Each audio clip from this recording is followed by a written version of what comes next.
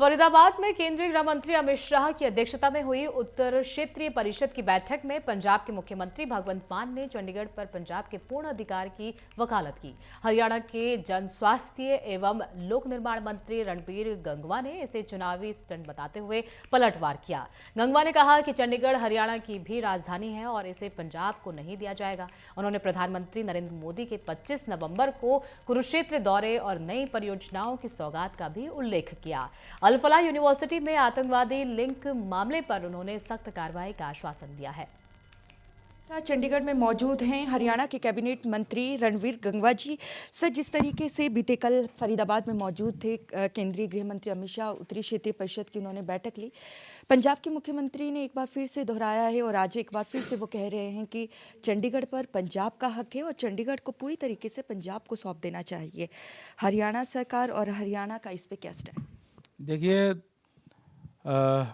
माननीय मान साहब आज संवैधानिक पद पे है और एक प्रदेश के मुखिया है। उनको इस तरीके की बयानबाजी नहीं करनी चाहिए। इस बयान की मैं कड़े शब्दों में निंदा करता हूं। और हमारा जो बंटवारा जो हरियाणा प्रदेश का और पंजाब का जो हुआ था, उसमें 60-40 का हिस्सा है। तो उसमें ये कहना, और वो भी एक स्टेट के हेड का, बहुत ही निंदनीय है, गलत बात है। इस टाइप की बात उनको नहीं करनी चाहिए। पानी के मुद्दे पे भी उन्होंने इसी टाइप का बयान दिया था और आज जो चंडीगढ़ के मुद्दे पर भी इस तरीके का बयान देना बहुत ही निंदनीय, गलत है।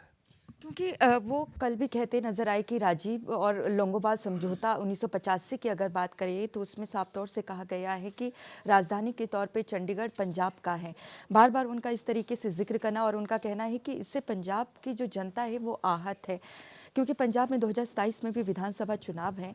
ऐसे में अगर दोबारा वो केंद्र से तो मांग कर चुके हैं, दोबारा अपनी मांग को आगे बढ़ाते हैं, तो हरियाणा किस तरीके से अपनी मांग आगे रखेगा कि हरियाणा का भी अधिकार चंडीगढ़ पर है? देखिए, चाहे वो कांग्रेस के लोग हैं और चाहे ये आम आदमी पार्टी के, ये इंडी गठबंधन के लोग हैं, ये चुनाव के समय में इस तरीके की भ्रामक प्रचार फैलाने का प्रयास हमेशा करते हैं।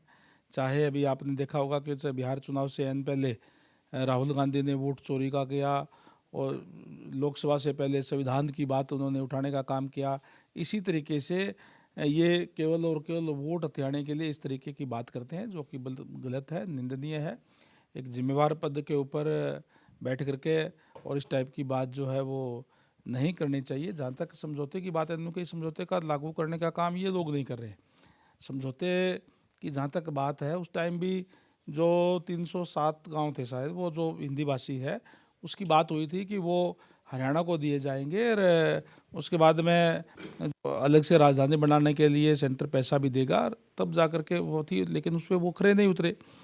और अब भी जो हमारा जो SYL का मुद्दा था, वो भी जो बंटवारा हुआ था पानी का, उस पर भी वो खरा नहीं उतरे। बहुत बहुत थैंक यू। तो हरियाणा के कैबिनेट मंत्री रणबीर गंगवा जी को आपने सुना, जिन्होंने साफ तौर से कहा है कि पंजाब के मुख्यमंत्री भगवंत मान जो चंडीगढ़ पे अपना दावा पेश कर रहे हैं, क्योंकि पंजाब में विधानसभा चुनाव अगले साल होने हैं और यही वजह है कि लगातार वोट के लिए इस तरीके की बयानबाजी उनकी तरफ से की जा रही है।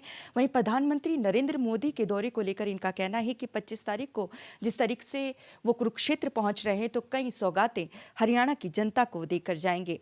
कैमरामैन सूरज के साथ नेटवर्क 10 के लिए चंडीगढ़ से ईशा ठाकुर।